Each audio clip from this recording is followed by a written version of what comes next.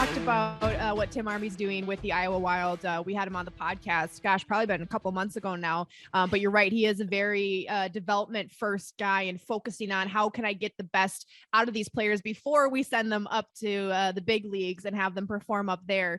What is the harm in getting a guy up to the NHL too early? Because I think there's a lot of times where when it comes to prospects, you hear players say like, no, leave him in the AHL a little longer. Like it's okay. Like let him develop. Is it really that harmful to have a guy get up to the NHL too early and have those expectations on him? Well, I'll say that there's no such thing as too late. So that's the difference. Like basically there is such a thing as too early. There isn't as too late. So I've seen so many players come into the league and they lose their confidence. They lose their feel for the game. They lose that drive that made them a top player. And it's all taken away from them by being put in a situation they weren't ready for and didn't last. And then teams get into a situation where once they've called that guy up, they can't send him back. Right. And it's like, oh, well, this is going to ruin them. Well, I think what we've seen more teams have said, no, that's not the right thing. We have to, take that one on the chin and send them back. The Coyotes did it with Barrett Hayton. They're still waiting to see if the results come on that one. There have been other guys that's happened to. Casey Middlestat, same thing in Buffalo.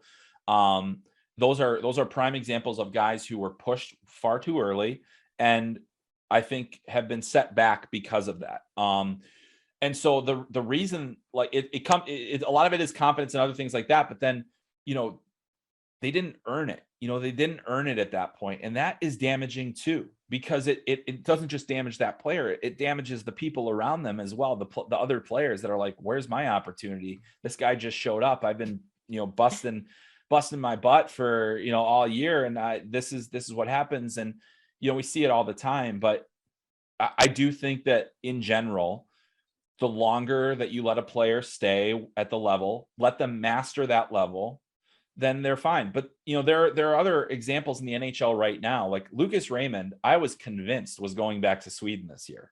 Convinced. He hadn't played a top 6 role in the Swedish Hockey League at all.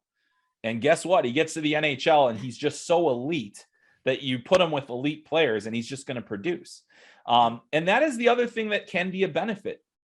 Can you play with elite players? And if you do, you can have success. So you have to, it's a case by case basis. Every player is different, but you need to be very cautious, because I do think there is a thing as too early and there is no such thing as too late.